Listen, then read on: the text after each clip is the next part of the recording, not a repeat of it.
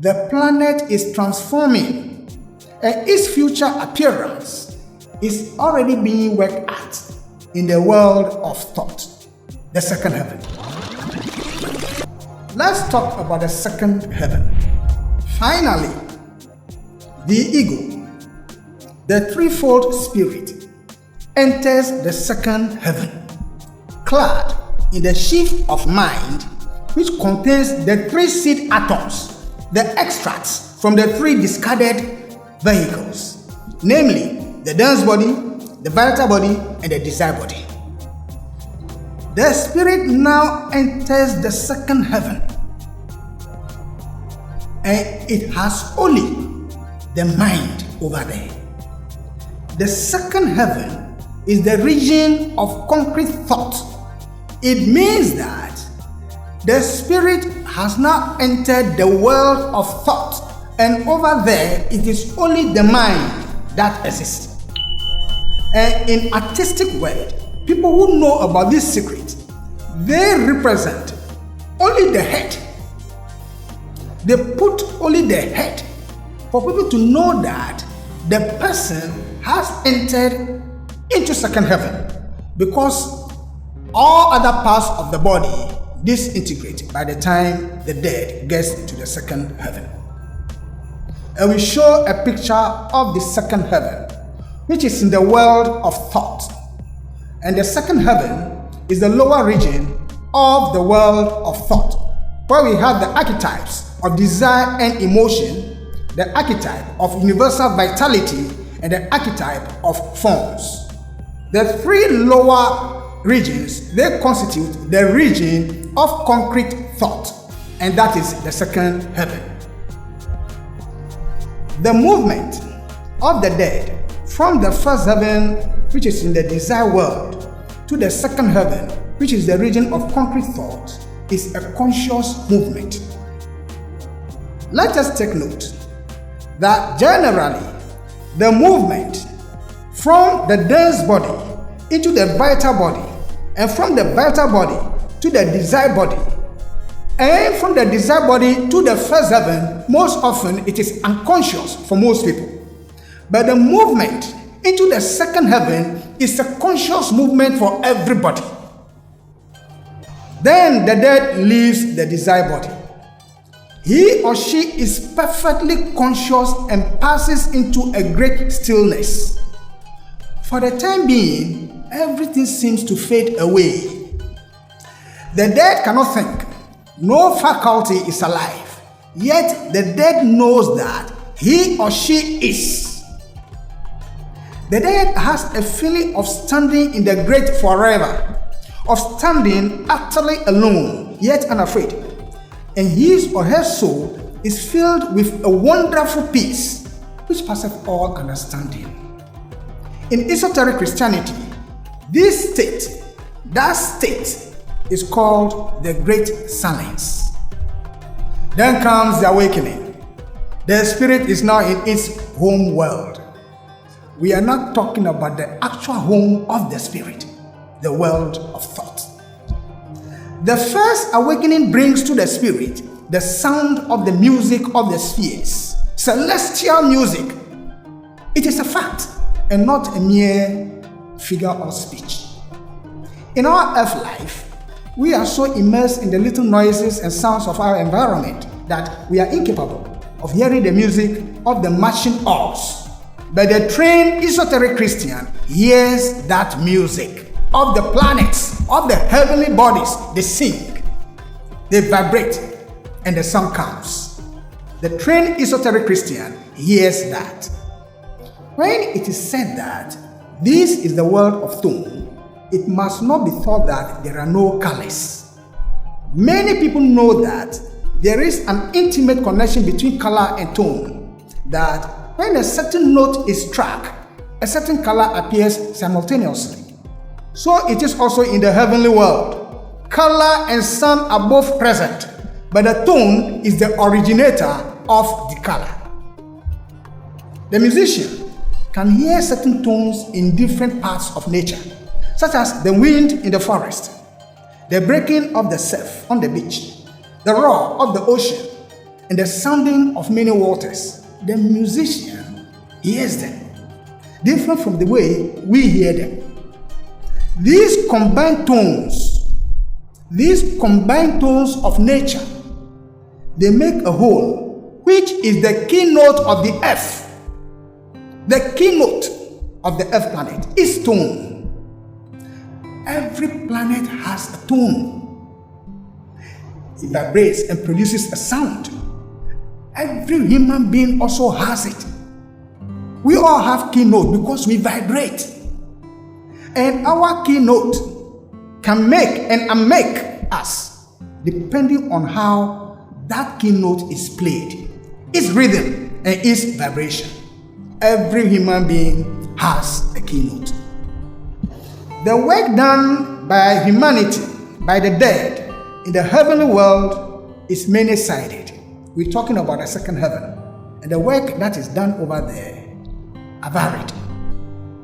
It is not, second heaven is not an inactive, dreaming, or illusory existence. It is a time of the greatest and the most important activity in preparing for the next life, just as sleep is an active preparation for the work of the following day. Here, in the second heaven, the extract, the quintessence of the three bodies are built into the threefold spirit. This is where the spirit begins to harvest its job, its work on earth. As much of the desired body as the individual has worked upon during life, by purifying his or her desires and emotions, will be welded into the human spirit, thus giving an improved mind in the future. As much of the vital body as the life spirit had worked upon, transformed, spiritualized, will be amalgamated with the life spirit to ensure a better vital body and temperament in succeeding lives. The third one, as much of the dense body as the divine spirit has saved by right action will be worked into the divine spirit, and it will bring better environment and opportunities in the future. In our lecture number 6, we put across this diagram to show how the spirit harvests, extracts from the use of the body, which is the threefold soul. Once again, we produce this diagram. But most importantly, if you refer to lecture number 6, you can get the details. The conscious soul, which is derived from the use of the dense body, is feeding the divine spirit. Similarly, the intellectual soul, which is as a result of using the vital body, goes to feeding the life spirit. And the third one, which is the emotional soul, which is derived from the use of the desired body, goes to feeding the human spirit. In the second heaven, these things are fully completed by the spirit. The second heaven is the real home of the ego, the spirit, the thinker. That is our real home. Here, the dead dwells for centuries, assimilating the fruit of the last earth life and preparing the earthly conditions which will be best suited for the next deep or the next step in matter. So two things are happening here. One, the dead is assimilating all the works that he has done on earth, and also preparing the conditions for the next rebirth. The tone, as we said earlier on, the world of thought is a world of tone. The tone which pervades second heaven is everywhere, and it is apparent as color. It is this harmonious sound vibration which builds into the threefold spirit the extract or the quintessence of the threefold body upon which the spirit depends for growth. For the spirit to absorb its products, sound is the basis, and the second heaven is all about sound, which produces color. Through this sound, through this tone, the spirit assimilates all its work on earth. By the time the dead gets to second heaven, it has forgotten entirely about having ever lived on earth. So by the time we get to the second heaven, we forget totally that we have ever been on earth. Just as you will sleep, dream, and forget your dream. It's a similar thing for the dead when it gets to the second heaven. It forgets totally that it has ever been on earth. Why? The mind is dropped. The life in the second heaven is an exceedingly active one, varied in many different ways. The ego, the spirit, assimilates the fruits of the last earth life and prepares the environment for a new physical existence. The new conditions will be determined by conduct and action in the life just led. You see, people say that they don't like where they are, their current environment on earth. In case they should come back, they would like to be maybe a different place, a different continent, come as a different gender and all that. You cannot just say it and have it done. It depends on the work you do now to merit it. So if you want a very improved environment in the future, in your future life, you need to work towards it now. It is required that the fruits of the past be worked into the world, which is to be the next scene of activity. Therefore, all the denizens of heavenly worlds work upon the models of this earth planet, all of which are in the region of concrete thought. They alter the physical features of the earth and bring about the gradual changes which vary its appearance, so that on each return to physical life, a different environment has been prepared, wherein new experiences may be gained. The planet is transforming, and its future appearance is already being worked at in the world of thought, the second heaven.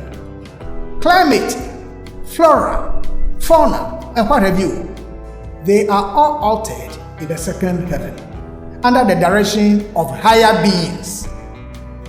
Humanity is not doing this thing by itself.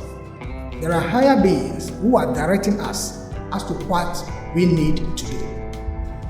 So, the world is just what we ourselves, individually and collectively, have made it. And it will be in the future what we make it now. Work in the heaven world is not confined solely to the alternation of the surface of the earth. It goes beyond that. The dead is also actively engaged in learning how to build a body which shall afford a better means of expression. We build our own bodies. So don't blame any god, don't blame anybody. The body that we have now, we prepared it in the heavenly worlds ourselves, under the guidance of the super beings who are in charge of humanity. It is humanity's destiny to become a creative intelligence. That is our intelligence. And we are serving our apprenticeship all the time on this earth planet. During heavenly life, we are learning to build all kinds of bodies, the human body included. We learn it. We may not be aware of it in this physical life, but in the heavenly world, we learn how to build bodies. Teachers from the higher creative hierarchies teach the physically dead, consciously, those who are dead, they are taught consciously how to build body. The painter is taught to build an accurate eye, capable of taking in a perfect perspective and of distinguishing colors and shades to a degree inconceivable among those not interested in color and light. Of course, the skill of the painter is different from ordinary people. The painter has a special skill, and the body, the perception that enables that to happen is built, is acquired back in the heavenly world. The same for the mathematician, the musician, or whatever profession. If you find your right profession, you attune to it. But if it is not your right profession, no matter how hard you try, it may not be like the one whose profession is original like that. the dead is taught in the second heaven to build a body that are prerequisites for the work on earth.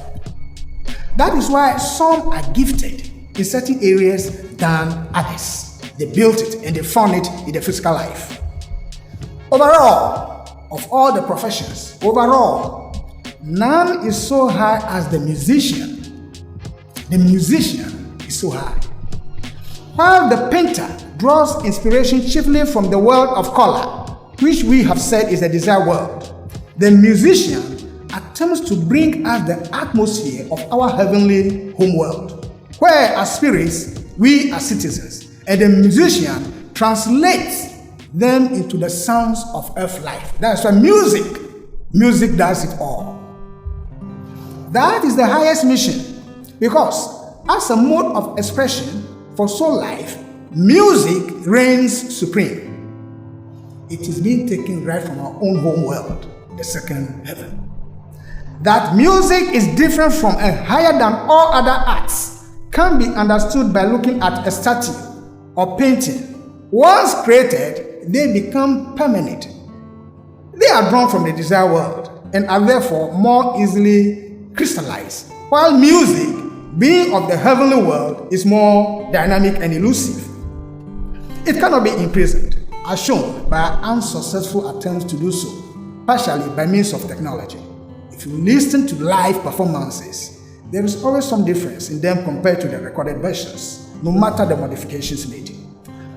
The music so produced or reproduced loses much of the soul-stirring sweetness it possesses when it comes fresh from its own world, carrying to the soul memories of its home and speaking to it in a language that no beauty expressed in marble or upon canvas can equal. It is a law of nature that no one can inhabit a more efficient body than he or she is capable of building. So, the dead person first learns to build a certain grade of body and afterwards learns to live in it when reborn. In that way, he or she discovers its defects and is taught how to remedy them. We all work unconsciously. All dead people, they work unconsciously. And we were also there some years back. We work unconsciously at the building of our bodies during antenatal life until we reach the point where the quintessence of former bodies which were saved is to be built in. We talk about the extracts of the dense body, the vital body, and the desired body. All these extras in the seed atom are saved.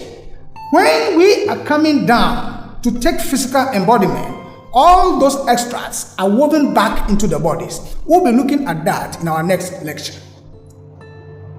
Then we work consciously. It is only when we are to put into the bodies that we have newly built that we work consciously. Otherwise, it's all unconscious work. All being that we haven't matured yet. We haven't become perfect yet to do all these things consciously.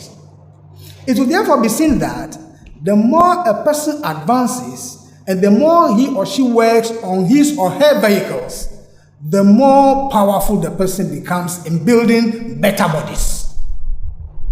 So we see that the individual learns to build his or her vehicles, bodies in the heaven world, and to use them in the physical world.